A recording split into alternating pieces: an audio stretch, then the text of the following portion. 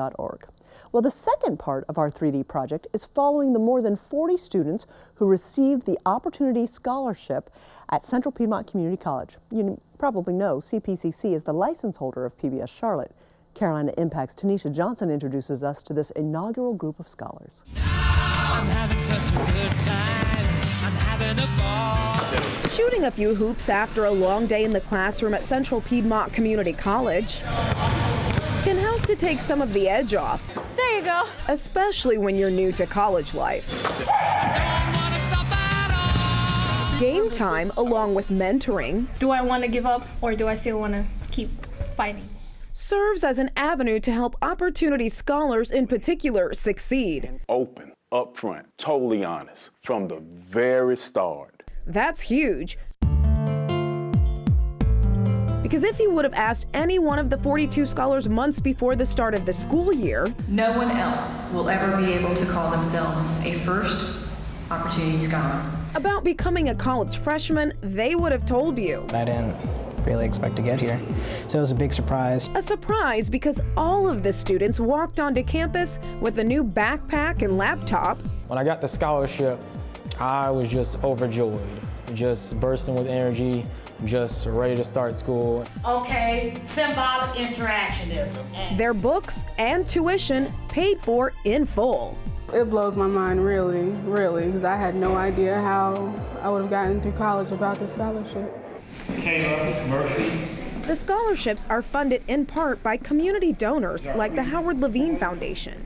After the riots a year and a half or so ago, I guess it was, had been thinking about what could the foundation do to help support some of the needs that I saw very visibly needed in Charlotte. I expect nothing but success.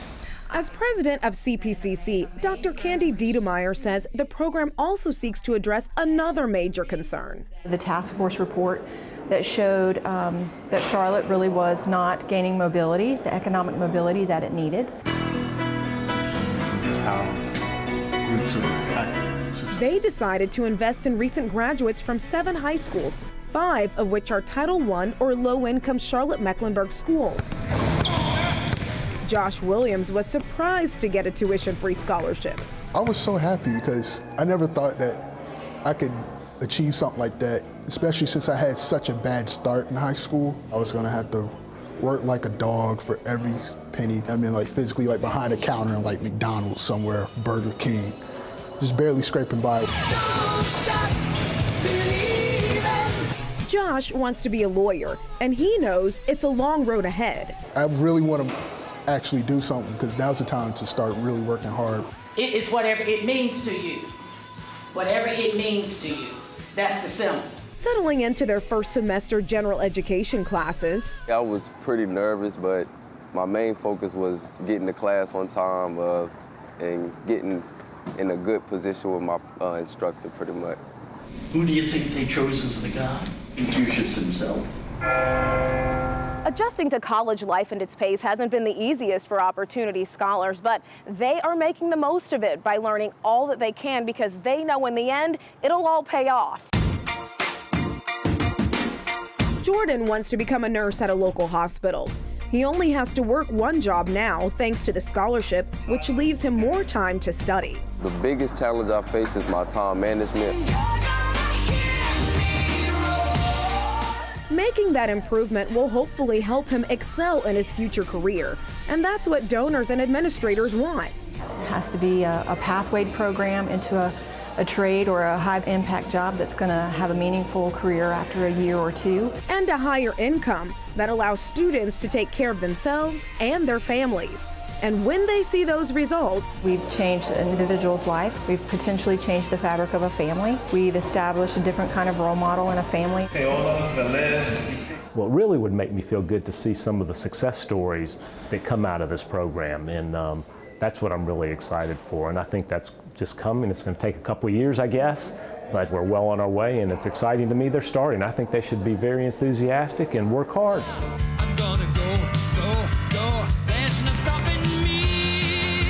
Although Though it will take some time to see those stories come to life, students like Josh and Jordan are shooting for the stars. I want to really get back to them by proving that the scholarship's not wasted on me by getting good grades.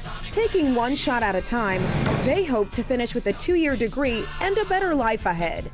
For Carolina Impact, I'm Tanisha Johnson reporting. Thanks so much, Tanisha. Joining me now is Dr. Charles Mitchell, who is the academic coach for the Opportunity Scholars Program. Dr. Mitchell, thanks so much for your time. Thank you for having me.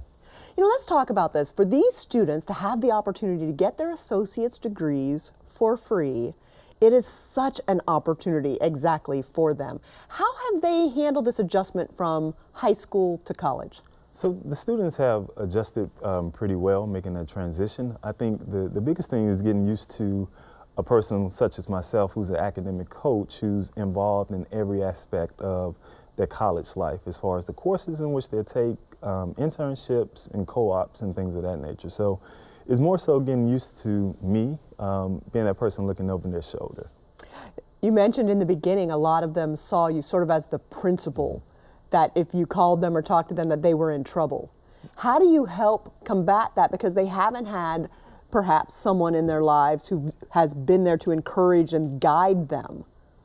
So that was a big challenge. So one of the things, just from my education background, I learned just talking to students when good things were going on, just reaching out. So we do a check-in weekly where I just call the students and just ask them how everything is going. Nothing about what's going on in academics, just how are you doing? How is life going? And then also I tell the students, one of the biggest things I tell them, your safety is number one, and then the safety of your family, and then education is third. So as long as we have those things in order, students are trusting more so of that, and especially when they hear a call from me and it's just about how are you doing, as opposed to what's going on in this biology class every time I call. So just moving in that direction with the students. But trying to help them see that if there's a problem in biology, if they let you know after the first homework project that maybe didn't go so well, you could help them get the help that they need before they end up failing the class. That's got to be a bit of a process, because if they haven't had someone there to help them all along the way, I suspect they might not be as open to tell you if there's a problem. Yes.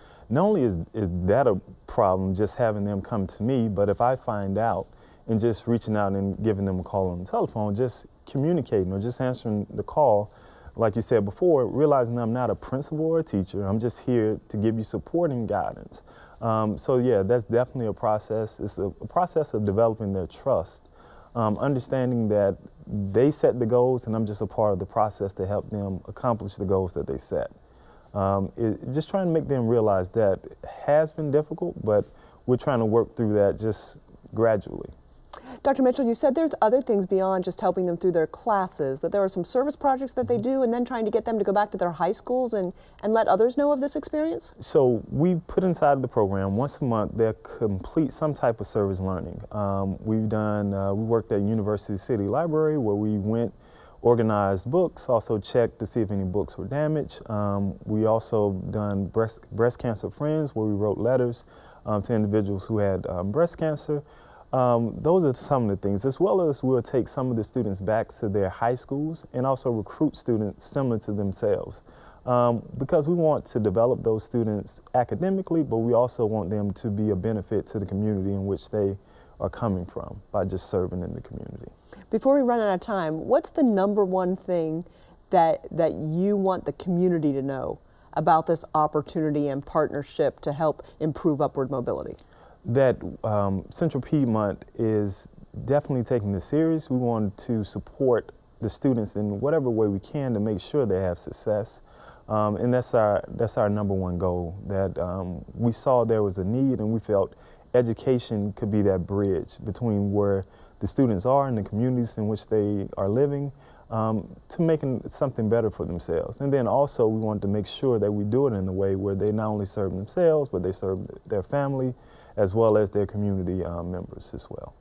Well, Dr. Charles Mitchell, thank you so much for all you do for the next generation of successful students to be in our community and make a difference. We appreciate you very much. Thank you for having me.